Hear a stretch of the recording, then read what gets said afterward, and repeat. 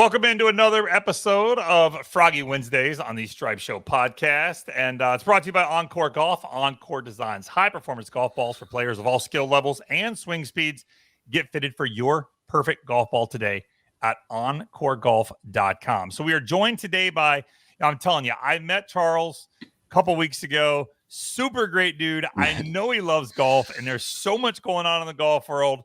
Lady Antebellum star, songwriter, performer, you name it, he does it all. Charles Kelley, thank you so much for your time, man. I'm glad to be here, man. Anytime. Talk about music and golf, I'm in. I know. So it's gonna sound like I'm blowing smoke up your rear end, but I'm really not. I saw you a couple weeks ago here where I am in Jacksonville. What an amazing show you guys put on. Thank you, man. It's just good to be out there again. Honestly, it's just to be able to kind of have that new appreciation, being off the road for a couple of years. I mean, that was the first time as a band we'd ever, had that much time off. And I tell you, you just don't realize how much you miss it till you're kind of forced not to be able to do it. But it's a lot of fun too. I think we were talking backstage that night, be it 15 years as a band, it's 15 years worth of songs, thanks to you guys at Country Radio and these hits. It's an hour and a half, 2 hour show full of songs people are singing along to. And, that took a lot of years to get there.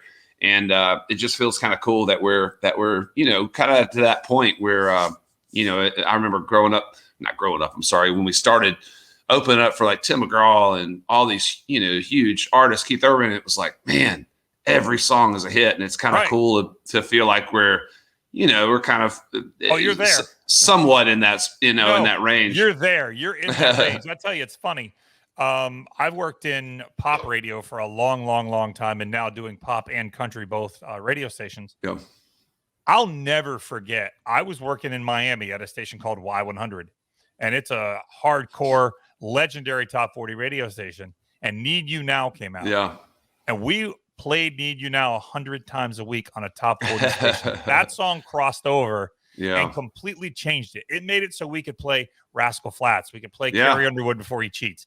All those songs crossed over, and Need You Now to this day, when you hear those piano notes, the very first three, that bum, bum, bum, I mean, it sends chills up my spine. That night, it was I waited that night till the end to hear that song. I knew it was going to be the last song. It was just as awesome as I thought it was going to be, but some songs transcend the genre that they start in.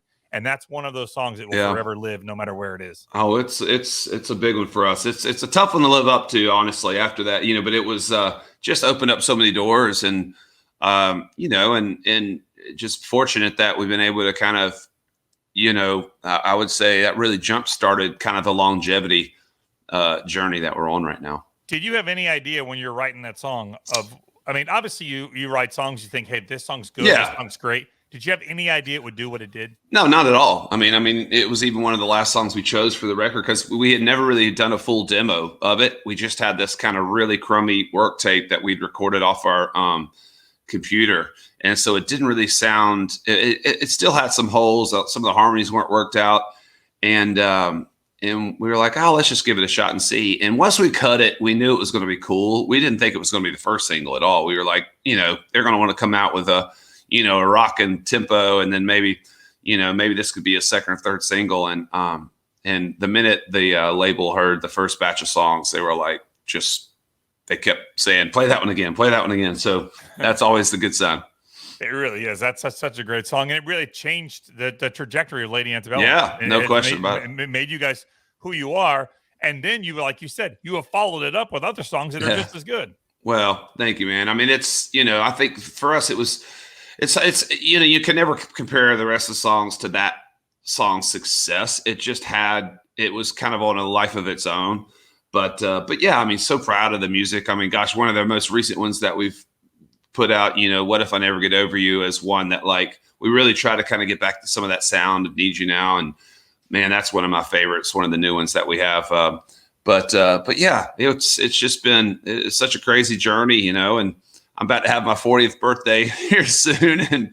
And it's just like, I still feel like there's so much more music in us. And, we started this in our early 20s, and but I am for the first time starting to feel a little bit older now because the music business keeps you young, or at least mentally feeling like you're young. But this year out there on the road, I'm like, oh, it takes me a couple days to recover and get back to road shape, fighting shape out here. Yeah, and that heat takes a toll on you too. I know that when you were here in Jax, there had been some talk about playing golf, but it was just too damn hot to play golf. Way too hot.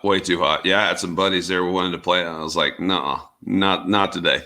Now, how did you? I know golf took over in your life at a very young age, and then you got a guitar. How did golf become so important to you? Well, I mean, I grew up in Augusta, Georgia. It was, that's obviously home of the Masters. And my oldest brother John, he played. He's about 10 years older than me. He played at Wake Forest. And that's a really, really like top, golf school. And so, I always looked up to you always look up to your older brother. And so that was kind of one of the things that we started doing pretty early. And, I was a pretty solid little junior golfer, but the minute my brother and he got a guitar and I got a little set of drums when I was 12, 13, we started playing in bands, and slowly but surely golf, it was pretty obvious to me that I wasn't going to be any college golfer. So I just enjoy it, and music kind of took the focus. But music and golf pretty much has always been kind of my two loves. Like I crave those two things so much. Like I crave the stage, and I absolutely can't get enough of getting out on the golf course. Do you get to watch much golf on the road? I do. I watch a lot. I had a moment, like a phase, I don't know when it was, probably like when we were first starting with a band, where I didn't really play that much golf, and I was so focused and just like writing songs and I didn't really care about the game at all. I wasn't playing much. And then after about 3 or 4 years into it, once we felt kind of settled in, I joined a little club here in Nashville, and I started picking the game up, and like over the past 10 years, just the obsession has just, grown even more. And I mean, I don't think there's a golf tournament I miss ever. I mean, even exactly. I don't care what it is. I mean, it could be I don't know, the something down in Sanderson Farms Open. You're like, I'm watching it. I know. I don't want to throw any tournaments under the bus, but there's some in there where you're like, why am I watching this? But I don't know. I enjoy it. I do. I love it as well. Do you ever find yourself on the bus, like kind of practicing your swing in a mirror or working on something? No, not really. I'm not much of a practicer. I've found that honestly, for me, like I have zero patience. That's probably why I've plateaued in my game is I get up there and be like, man, I'm going to go to the range for, spend all day, work on my game. And I get up on the range, I'll spend 15 minutes and I'm just like, I got to play. It doesn't mean anything, So, you might hit it great on the range. It doesn't matter unless you go out there and you got some money on the line with your buddies. That's how I practice is just, I got to get out there and play and see how it works in action. Yeah, we're definitely going to get into the money games because I know there's some money games going on when you played. Were you able to watch much of the Tour Championship this week? I did. I got to watch a lot of that, and obviously, week, I should say. Yeah, I watched a lot of football too. We had the Georgia Clemson game, so I had to balance my time. But yeah, that was great to watch, man. I had a little side bet on Justin Thomas early on because he was I think somewhere probably down in the middle of the pack, and yeah. It's a little better odds. So I was like, man, I have a feeling Justin Thomas is going to just get out there and light it up. And he almost did, man. He almost gave him a little run for his money, but it's tough to beat those two. Rahm and Cantlay right now are just, I mean, those two guys in particular are just absolutely on fire. There's so many guys that are right now. I think this is probably the healthiest the game has been in a long time, because, with Tiger gone, I mean, I'm not going to lie. I kind of was like, lost a little interest there for a while, and just to see all these other guys step up and it's anybody's game right now, which is kind of cool. Yeah, it's definitely as deep as it probably has ever been right now with talent because there are so many guys. But the week before at the BMW, that playoff with Bryson and Cantlay was absolutely, I mean, just epic. I know. And then for Cantlay to be able to put that behind him, I know. Just the mental toll that must have taken. And then to know what's on the line, $15 million. Yeah, you had a 2-shot lead, which I definitely want to get in and talk to you about the scoring in the FedEx Cup. But to then be able to go to the Tour Championship with all that pressure and perform once again and make putt after putt after putt. Yeah. That bogey putt on 17, a 6-footer downhill sliding. Oh, I know. And he just jars it right in the center. It's otherworldly.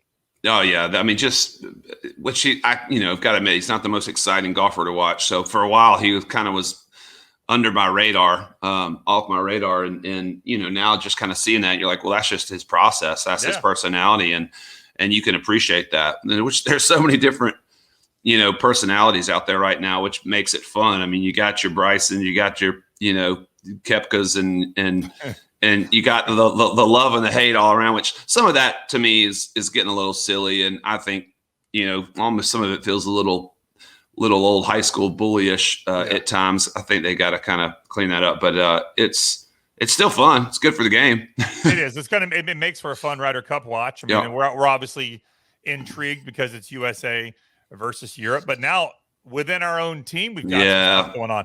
I mean, do you pair Bryson and Brooks together at any point? I don't know. I don't think so. To me, I mean, which is why I think you got to get some guys in there that everybody loves as your picks, not just pick some of the best players. You got to get some guys that you think will fire up the rest of the guys, like a Kevin Kisner and some of these people that just you can kind of tell that everybody loves on tour. And those kind of guys, I think, is what that's all about. It takes you need somebody that has kind of a team mentality, not necessarily this individual, kind of outlook on the game.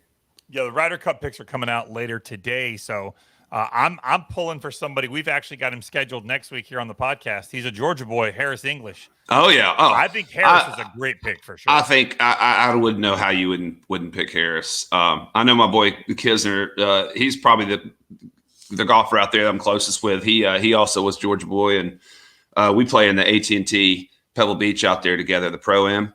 And so I'm always rooting for him. I think he'd be a great pick, honestly. I mean, he's just he's a grinder, and but yeah, they definitely need to mix it up a little bit. I mean, just there's got to be a little bit of that edge, into it, and have a little fun with it as well, And I think some of those guys will help bring that. Yeah, and I think it's going to be key on USA being plugged into the Ryder Cup. I enjoy Ryder Cup, but it always seems to me like Europe wants it a little more than that's what I mean. They're superstars. They don't care for them. I mean, it's like, I know they do. Don't get me that. I don't want that to come off the wrong way. I don't think they care as much as the Europeans, because they're such superstars already, and that's why I mean, I'd be surprised if you go ahead and take the golfers from ranked around 50 to 75 and get a handful of those guys in there, that they wouldn't perform better just because they're hungry and they're and it I don't know. We'll see. Yeah, I mean, it always seems like Ian Poulter. Poulter kind of hangs around middle of the road. Awesome. He's a great player, fun guy. However, Ryder Cup comes, and that guy makes every single putt he looks like. He's just fun to watch. That's why I like my boy Kiss. I think he would be awesome. That was I'm telling you, the way he won the tournament to Wyndham, that was so sick. Yeah. That last shot, he stuck in there and then rolled that putt in after Scott had missed a putt. I know. He had to stand around a long time. You can bet your ass he was thinking about how Scott missed. I don't want to do the same thing. I know. I was texting him, ironically, the day before, and I said, all right, man, there's no pressure. You might as well just go out there. And then he actually got in the playoff, and I was like, oh gosh. And I watched every bit of that. That was awesome. So I try to watch anytime he's in it. Really, watch every shot. Now, as you guys travel around the country, Charles, do you get to play a lot of golf when you're on the road? Because I know, like right now, you're on a 30-city tour, and it's 3 or 4 days a week. Do you have a chance to play? When I try to get out once a weekend. If I go out there, I mean, when I was on the road with Darius, and now we did some co-headlining dates with him. We did a whole tour about 3 or 4 years ago, and then back in the 2013, we did a tour together. And so when he's out on the road, I play a lot because he gets out every single day. And really? I mean, I can't do it every day. It takes it out of me. And some days I kind of feel like I need to kind of work out or just write or relax, sleep in. Right. But so I try to get out there once a weekend. And this last weekend I got to play Oakmont with a couple of really good buddies of mine. And you start, which is a cool thing. You start meeting some of these guys around these different courses, and it's like through a friend, like, hey, I heard you're going to be in Pittsburgh. My buddy's a member at Oakmont. Do you want to play? And the next thing you know, you become really close friends with these guys. And, and it's a fun, kind of little symbiotic thing. It's like, hey, man, go out there, play Oakmont, bring your family backstage. Y'all have some drinks, have fun, and so it's kind of a cool thing. Every time you come to these places now, you kind of got a good group of friends that you can kind of get out there with. Okay, well, from now on, next time you come to Jack's, I know you probably don't need to hook up. I'm sure you have one. TPC Sawgrass is definitely man. I would love to, honestly. If it was I would have played this last time, but it was. I mean, I think it was like 100 degrees that day. I'm not going to play in 100 degree weather. It was hot. It was hot. Have you played TPC Sawgrass before? I played it one time, way back in the day. It was Lady A and then Miranda Lambert and Kenny Chesney. So it was really early on. I think it was like 2010. So I was just starting to pick the game back up again, and so I got to go out there with some of Miranda's band, and we played it. But I don't remember a ton about it. So I'm looking forward to kind of getting back there and seeing. So we definitely got it. Yeah, and if you want to come down have you ever come to the Players? I haven't yet. I want to. Oh, that's a great tournament to come to. It's a lot of fun. It really is. The Players are great. It's every March. So I don't know where you guys are. I think now this tour will be over by March, but hell, you could be on a new tour by then. Exactly. So what are the favorite of the golf courses that you played as you traveled around the country? I know you've played Augusta a bunch of times. What is the favorite place you played? I mean, Augusta's top. I would say second is, I think Pebble Beach is just, I've gotten to play Pebble Beach and Cypress. I personally like Pebble Beach more than Cypress, and got to play Pine Valley a couple times, which is honestly right up there. All those, I will say it's pretty, I've been really lucky the past, I would say 5 years, and a lot of it thanks to Darius Rucker. He's helped me with, meet some guys and get to play, a lot of these bucket list golf courses. Right. It really has been pretty amazing, but Augusta National's at the top. And talk about Augusta, because I know you've played it a lot, and I know you've seen it, and you grew up there. Talk about playing Augusta National. Is it as amazing as they say it is? It's just perfect. Obviously Pine Valley is one that you love because it's much more natural, but it's crazy manicured. But the rest of the landscape, it's very natural, and it's it's old school, and that's what makes that so special. And then I would say the Augusta National is kind of the complete opposite, where everything is just perfect, and it feels fantasy-like. You really don't feel like this is real. There's not a blade of grass out of place. And growing up in Augusta, it was one of those things, I never got invited until I started playing music. So it was always a dream, like, gosh, if I could ever get over those gates and get to play that golf course. And I even worked at the tournament, worked on the range, and it was always a dream of mine to play it. So there's a lot of that, playing into it too for me. But man, there's just, I don't know how to describe it. There's just nothing like it. It's just so pretty. The logo, everything about it is just like the ultimate upper echelon of golf. Have you played well when you play there? I have. I've been really fortunate. I've played there a lot just because, it's hometown boy, kind of done good. So you get to meet some of the local members, and I've been doing a lot of, with the band Lady A, we've been doing a lot of charity stuff down there for the First Tee. And so, a lot of times when we'll go down there and do a show, some of the members that are a part of that charity, be like, hey man, love to have you out. And, you start to get to know a lot of these guys that are just awesome human beings, and get to know their families. And so I've gotten to play it a lot, but I've had some really bad rounds, and I've had a couple of my greatest rounds ever there. So I've broken 80 about 3 times there, which is pretty cool. So it's not an incredibly tough golf course from the men's tees where they, where they put you. It's just the green. So if you can get over that and just trust your caddy, he's like, tap it here, and you're like, there's no way it's going to do that. And you have to, you learn that you just have to trust them. And so I've been pretty lucky to get one of my best rounds there was actually, I was out there with Kisner. Darius and I were doing Kiz's first charity event, and it was me and him and one of my best friends, and this member called Barry Story who took us out there, and it was just like a magical day. I bogeyed the first hole, and I was like, here we go again. And the second hole, that par 5, I knocked a 4-iron up to like 6 feet, made the eagle, and I was like, wow. I was like, ooh, this could be a good day. And then it just kind of, just making putts. Right. That's all it is. Putting is everything. And it was one of those days where every 6-footer went in and didn't get myself in any trouble. I think I didn't lose one ball that day. And it's like, wow. that's, those are those kind of crazy days that you live for. Yeah, that's the day you want to have there. Yeah. And I'm a 5. I mean, like, so you put a 5 handicap on a course like that, they're probably going to shoot 82, 81, right. Most times, probably 86 if it's the first time, just because your hands are, you're so nervous, right. but 5s can get lucky. If I get hot, I can make, 4 birdies on a day, just because it just happened to, the putter happens to be working. Right. Wow. I know you say you play the AT&T Pro-Am a lot. Yeah. What's more nerve-wracking to you? So here you are. I get that question a lot. You're standing on the first tee. You got to tee off. There's people obviously lining the fairways, or walking out to a stadium show and there's 70,000 people waiting on you to sing. It's no question. I mean, trying to hit a golf ball in front of 10 people watching is nerve-wracking. It's just, especially, the first time I went out there, then afterwards you realize these people aren't expecting you to play good. They're here to watch the pros, and they're here for you to sign some autographs and maybe bring some entertainment. Right. And so, the first year was really nerve-wracking. And after that, I go out there and just have a blast, man. I have some drinks. I'll wake up and have some Bloody Marys and get myself loosened up and have a good time. And,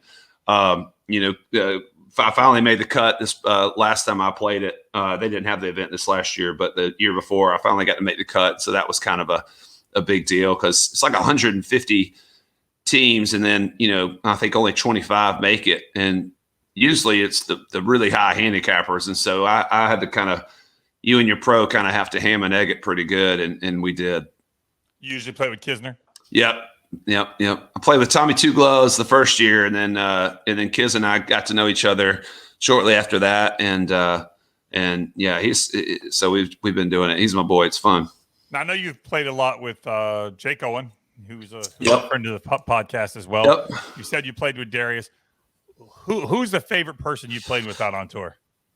I mean, Darius and I are probably we're just such close buddies. I mean, I would say both. I mean, Jake and Darius both are like really close golf buddies. Jake and I play a lot here in Nashville, and Jake's the best golfer of us all, hands down. Okay, that was my next question. Who is the best golfer in country music? He's great. Apparently Dustin Lynch, who I haven't gotten to play with, but we're always at these events together, different charity, fundraisers and stuff. But I still haven't gotten to play golf with him, but they say he's pretty amazing. Jake's just kind of inconsistent. I've played with Jake where he shot 69, and I've played with Jake when he shot 89, because he's so long, he blowing the ball all OB. So, but if Jake wanted to play and practice and really grind it out, like, he's the guy that, like, his golf swing looks like the pros. Mine, I've got kind of a homemade swing, and when I'm playing a lot, I can compete with Jake, but when I'm not playing a lot, he's going to beat the brakes off me. You know what? Jake does a big charity event here in Vero Beach down in Florida. And so golf is really, really close and near and dear to him. Yep. And he actually could have played, I believe he could have gotten a golf scholarship and played at Florida State. That doesn't surprise me at all. He was that good, but he got injured and it didn't work out and whatever. I think he chose right. Yeah. He's done okay. Yeah. Because now you get to enjoy the game and not have all that stress. But, I mean, it's so funny. It's like all the golfers on tour want to be musicians, and all the musicians wish they were on the PGA Tour. That love golf, at least. Yeah, and it's exactly right. It's always I want to be doing what I'm not doing. Yep. I want to be doing what I almost can do and I can't do. Yep. But these tour players, I think a lot of people don't realize just how amazingly talented these tour players are. You see it firsthand at the AT&T. Oh, and they all just depending again on putts. It's the difference between making an extra putt or two a day, or some little break happening that happen to hit a tree, and it's amazing to me the amount of tiny little nuances that separate the top 50 from the rest. And, and that's, I don't know. It's tough. It seems like a grind to me. I mean, it really does. I mean, when they see our schedule, that seems like a grind to them, but I'm like, this is cake, man. We get to go travel around, get done, hop on a bus and sleep through the night and, do it again. And so it's just, I don't like, I can have a bad show. I'm still getting paid that night. If they have a bad round, right. And if you have a bad show, most people probably don't know you had a bad show. You know you did. I've had a few where I had like a sinus infection, and after like the second song, I was like, my voice just went out completely, and I was like, I don't know what to do. And luckily, that's the nice thing about being in a group, but those are not fun, man. When I've had about a 4 or 5 in our career where I just absolutely couldn't sing at all, and you kind of power through it, and you learn how to take care of your voice, a lot more. Sleep is the key, but yeah, it's a lot easier though than I think having to make, grind over 4 or 5 footers every day. Oh yeah, and the whole world's watching. They know when you're not playing well. Yeah. Wait, let's be honest. Us amateurs, we don't have to grind over too many short putts. That's one of those, pick it up. Yeah, I'll look at my buddy. Is this good? He's like, no. I'm like, really? I know. Good? I love that. There's nothing like putting a little social pressure. What's the most money you've seen exchange? Oh, I'm not. Because I know you've seen some, and I know you've been a part of some big ones. Well, I'm not going to say what the number was, but Darius loves to gamble, and Darius and I on our last tour had a long running bet from the beginning of the tour to the end that we weren't going to pay out each day. We were just going to let the tab go, and so we played like 100 a hole, and and it was just one of those years where I was just playing so much, and I just played my butt off, and we just played straight up, and it was just, I don't know, it was just one of those things. And so you won. So I was up pretty good, and it was like one of the last shows we had, and it was the Georgia-South Carolina game, and South Carolina was getting like 10 points. And again, This is just how confident Darius is in his Gamecocks, and he went double or nothing straight up, didn't even want the points or anything, and Georgia just beat the brakes off of him. So he ended up having to pay me that night, and I'm literally going on stage, and he hands me an envelope, and I was like, do you just have this just like sitting around on your bus? He goes, and of course he gave me some, like, I'm rich, and I was like, yeah, he doesn't have to split things 3 ways. I don't have cash just sitting on my bus in the back, and it's some back safe, like Darius does. So he hasn't gotten back into that envelope at all. And man, well, you know what? We kind of, after that don't really gamble too heavy anymore. We just have fun, I think, but he takes me out to Troubadour a lot when he's in, when I'm back in town. And so we've been seeing each other a lot. So, especially there was nothing else to do over the past 2 years for us. So it was a lot of golf, which, I mean, luckily it didn't shut golf down. I probably would have driven my family insane if I didn't have that. Oh, I'm with you. My wife would say to me when we were in quarantine, can't you just go to the golf course today? just can't you go and practice? Don't you have, like, I see you watching YouTube videos. Yeah. Can't you go practice some of that stuff at the golf course? So, I mean, but that's it. I mean, that's like, even when I'm not watching golf on TV or doing a podcast here, I love to watch YouTube videos. I try stuff. I do stuff. Like, I'm always working on something in my swing. Are you doing that too? I mean, I'm really bad about working on something while I'm on the course, which is such a bad habit of doing. Is like, if the first 2 holes don't go well, it's like, oh man, all right, I need to take my arm and make sure, and then if the next couple holes that doesn't work, then it's like, oh, I'm going to do the Jim Furyk, take the club way out and slide it under, and you're just like, just stick with one swing and go. But it's a maddening game, but I don't know. It sure is fun. It's addictive. What do you struggle with most in your game? Like, what is your Achilles heel? Putting, hands down. It used to be chipping, and I can't chip. I'm the worst chipper ever. Dude, if we're ever in a game together, we're off the green, you bet your house that I'm not getting. Well, you know what I did, which changed my game. I got this Titleist 62 degree, and it's got a ton of bounce. and I can just open that thing up, and especially out of a bunker, and just feel like I can just get as aggressive as I want to. Yep. And because before it was a lot of hesitation, and and I'd sit there and dig, and it was, I try to help the ball in. And that's the worst thing you do. And honestly, I literally take that 62 degree, and I even look like an inch behind the ball sometimes, because with the bounce, it's got so much bounce, it won't dig under the ground as much and chunk. It like just pops. So you literally, I don't even look at the ball. I look like an inch behind the ball, and I just literally get aggressive, and it has changed my game. But putting, I can get a little, little yippy on the old putts. So How many putters do you have? Because everybody goes I've got a different putter. I've got long putters. I've got the all of it. But finally I have settled on something I like. It's old school, ghost putter, and I do the claw. And that was my next question. Your grip. Have you've changed your grip as well? Oh yeah. I can't putt with a regular grip. It's gonna be yips all day if I do that. So you claw it. So your right hand is, you kind of take it between your thumb and your finger. And I'm trying to pay attention to is my left hand. The right one's what gets me in trouble. That's the one that usually twists a lot. And so if I could just keep that out of it, that's what I figured out, at least. It's amazing how you can find like one little thing. Yeah. And then tell me this. Do you ever get I got it figured out. I know what it is. I got it. I'm good. Of course. And you go to the golf course and you're so confident. Yeah. And it's just like, what happened?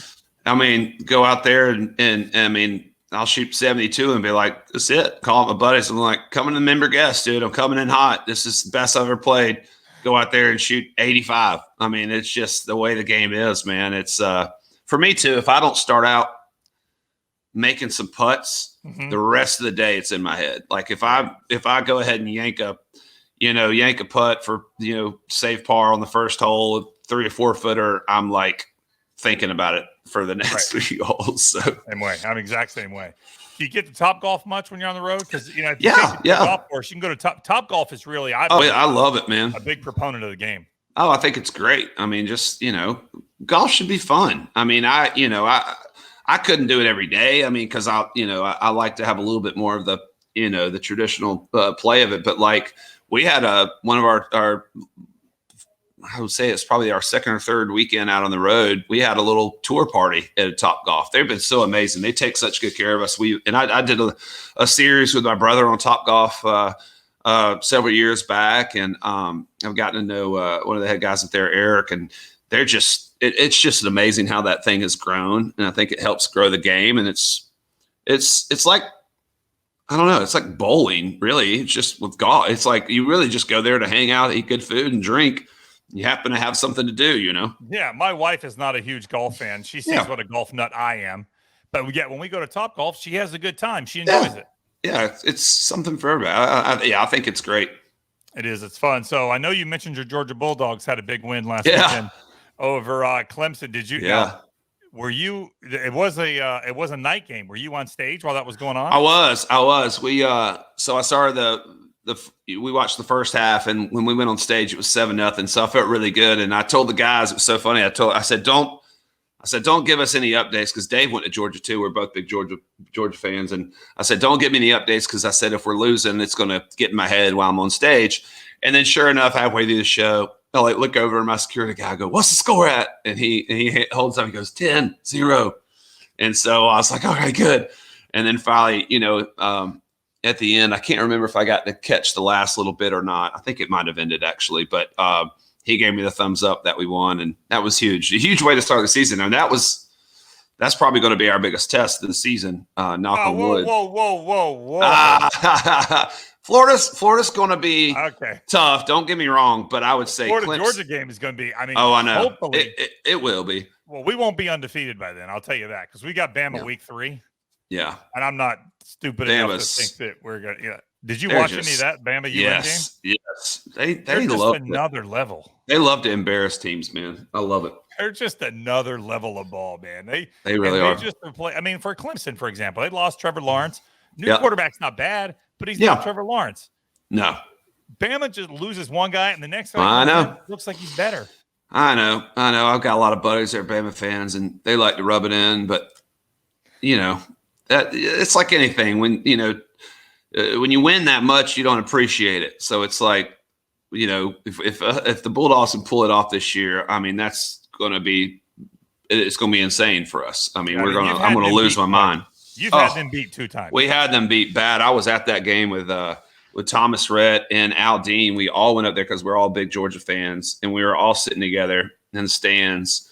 And I literally had turned around to give Al Dean a big old high five, and then I heard some screaming. I looked up, and the ball was in the air, and it was like it happened just like that. It was so crazy. I mean, we were 1 second away from losing our mind, and then we rode the bus back that night, and it was like crickets. We were so depressed. That's a lonely, long ride home. It was. It is, but I think you guys are going to be really good. Your quarterback's playing good. We got our I was about to say our defense is insane. I think if we can get a little bit more action going on the offense, but man, our defense is there's some studs on defense. Yeah, I'm excited for the Gators as well. I like our starting quarterback is good. Yeah, we got that freshman that played a couple plays, and he busted off a 74-yard run around the corner, and nobody could touch him. They're always tough. I mean, I don't care. No matter what season, the Georgia-Florida game is always nerve-wracking. I mean, for some reason, we always play each other really strong. Will you go this year? Everything depends on schedule. Right. If I've got, obviously we do a lot of touring in the, around this time. But I think the tour ends around mid-October, but I'm going to try to get to a game if I can, but I'm not going to lie. I love it. I love the atmosphere, but I love being able to just watch it all unfold on TV. I find myself when I go to those games, I'm so distracted, and I'm like, I miss half of the plays, and it's just I don't know. I do. I always sound really like a real a-hole when I say this. I was lucky enough and absolutely blessed to go to the Super Bowl this year, and I watched. Oh, well, nice. I'm a huge Tampa Bay Buccaneers fan. Love him, love Brady. I was lucky enough to go and watch history happen. Yeah. But when I got home that night, I watched the game again on television. Yeah. Yeah. And my wife's like, why? I said, because you miss so much of it at the game. There's so many things. Something would happen away from the ball, and I didn't see it because I'm watching where the ball is. And so you're right. It is a different experience. It's fun in person, but it is a different experience on television. You see more of it. No doubt. No doubt. It absolutely is. The older I get, the more I like that. Yeah, I know, right? I know we're getting old. I know. But you guys are on tour. I know tomorrow night you are in New Mexico, Oklahoma on Friday. I gotta look at my phone. I never know where I'm going. People laugh so much. I'm like, listen, they tell me where to go. You're in New Mexico. I'm not in control. I'm not in control of my life. Same thing at home. And then my wife is like, hey, by the way, this is what we're doing. We're gonna go here and there. I'm like, just book it and tell me where to be. Tell me what to do. Yeah, New Mexico, and then Oklahoma, and then Texas, and then we're going up to Phoenix. I may try to see if I can't get out there and play some golf in Phoenix. Now that I look at that, that'll be fun. Yeah, no, you got some good schedules coming up. So if they're coming to your town, you should check it out. You can see the tour, get all the dates at ladyamusic.com. Get tickets at ticketmaster.com. It is a great show. I know you're also with my buddy Nico Moon. He is such a good dude. Awesome, man. He's so much fun. I think his music, he brings the party for sure, man. He's just a great guy. So we got him. We got Carly Pierce out with us, and Tennille's great. Tennille Arts, another new young female that is just killing it. So it's a jam-packed show, man. It's a lot of fun. It really is. Another thing I really appreciate you guys are doing is you guys have made it. You guys are there. You guys are, you're at the top, and you've been able to stay at the top. Well, but for you to be able to reach down and say, hey, let's help a Nico Moon. Let's help a Tennille Arts. Let's help a Carly Pierce. For you to reach down and have them on your tour, most people have one opening act. You've got three. It's really awesome to see you guys help other people. And I'll tell you, during Carly's set, there is a surprise. So yes. If you're at the show, you watch that. Yeah. It's a lot of fun. We've got to open up and kind of learn how to perform, really. I mean, I performed a lot growing up in cover bands, but nothing like this where you get up there and really have to put on a pro show. And so I think the more that they can get in front of these audiences, that's how we learned. Open up for our first tour was Martina McBride and then it was Chesney and McGraw, and that's how you do it, man. It's fun. Yeah, if you don't follow Charles on social media, you should. You can see a lot of his golf stuff. He also posts lots of pictures of his family and stuff. It's really cool to see. But yeah, I saw you were in Oakmont, so I know that you share a lot of your golf stuff. You should follow Charles on Instagram. He's at Charles Kelley, Charles Kelley on Instagram. Charles, thank you for your time, man. Thanks, boss. Appreciate you, man. Really appreciate it, and cannot wait. Remember, open invitation anytime you are here in Northeast Florida. Let's do it. You know what? If you come for the Florida-Georgia game and you come a day early, if you have time, we'll play TPC the day before, and in November it won't be hot. It won't be 100 degrees. That's true. Well, let me see. I may if I come down there, I'll probably come down with a couple of my college buddies. So you might have to get a couple room for a couple other guys if you don't mind. Absolutely. They will take very good care of us at all right, buddy. TPC. I love it. Appreciate it, man. Thank you. Appreciate it. Take care. Next week we will be here with another Georgia boy. We'll be here with Harris English right here on the Stripe Show podcast. Thank you so much for tuning in.